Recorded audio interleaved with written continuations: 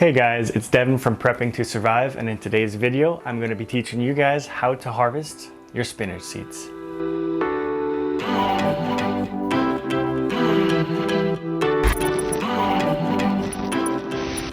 For many gardeners, they want to harvest their seeds for their next growing season. Now, you'll have one of two reasons to harvest your spinach seeds. One is it saves you money and hassle for ordering them every single year. And the second reason is your germination rate of all your seeds will go down after each year. So if you harvest them at the end of your growing season, you're going to ensure that they're not older than 1 year. So the germination rate is going to be through the roof. The only downfall is you have to let your plants go to bolting or to seeding, which can take away from replanting or harvesting more. So you might be wondering why I have my son attached to me while my wife is out right now.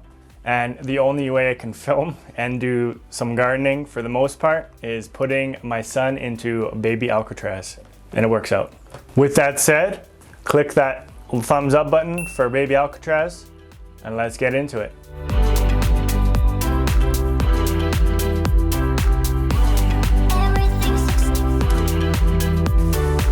So before we harvest the seeds, you need to know how the seeds are formed. So the seeds form from something called bolting. Bolting is when a plant naturally or prematurely starts producing seeds. For a spinach plant, bolting happens in your hottest months of the year.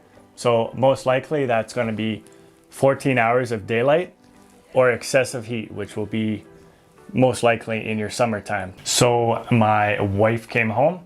She's got the kid now. I'm a free man. So I'll break this off for you guys. So as you guys can see, little clumps all around the stem. Those are the seeds. There'll be all these balls around here. Those are the seeds. So I'm going to be pretty much just pinching them, rubbing around my hands, and then putting them into the bowl. Take them, pinch them, rub them around, and I'll bring you guys closer later on. Take them, pinch on the stem, and rub around your finger, and they should just fall into your bowls.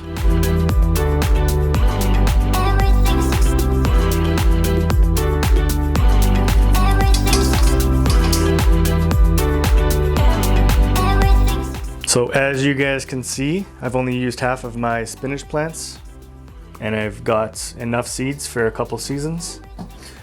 Hurrah. But I'm not going to bore you guys, so I'll speed this one through.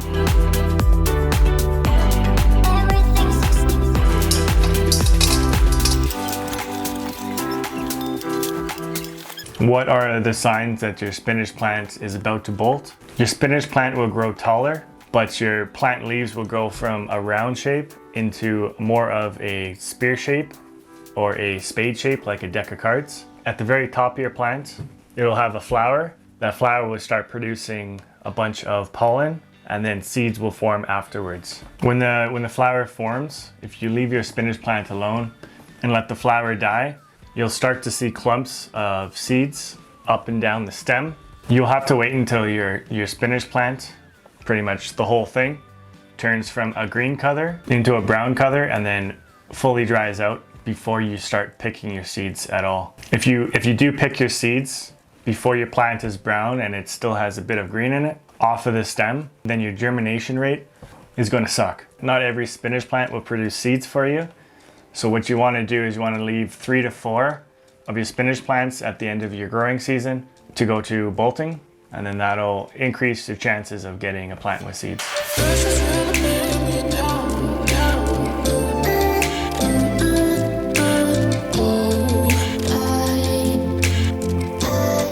One of the things you can do is, in my garden, I'm going to have spinach plants in the same spot.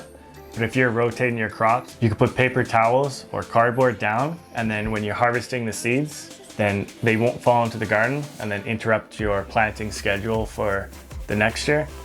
It will stop spinach plants from growing with the fallen seeds practically. As you pick your spinach seeds out, you can cut the plant off close to the soil and leave the roots in, or you can actually take the roots out. They don't go very far into the ground and it'll help aerate the soil. You can do either of them, but both will break down in the soil over time, over the winter. It's up to you, it's your call. After you've collected all your seeds, you have it all ready to go. In order to keep the germination rate as high as possible for the next year, you want to store them in a cool and dry area like a freezer or a basement. It's extremely important. If the seeds are damp or they're in a hot area, that's going to kill your germination rate for the next year, and you probably won't even have any viable seeds. Keep that in mind.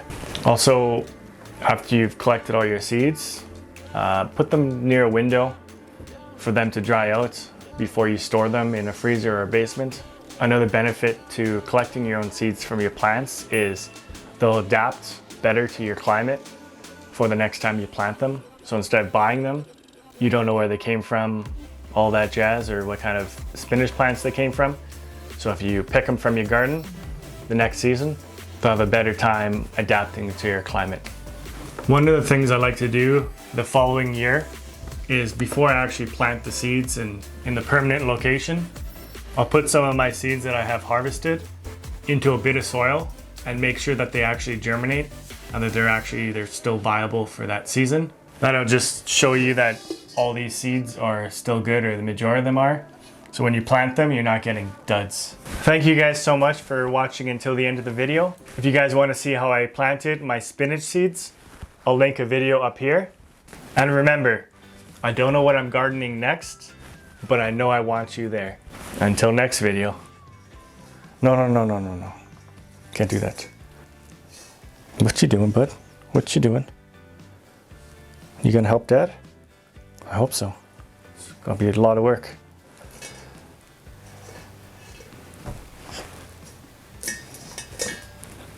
No. Somewhere. Can't grow now.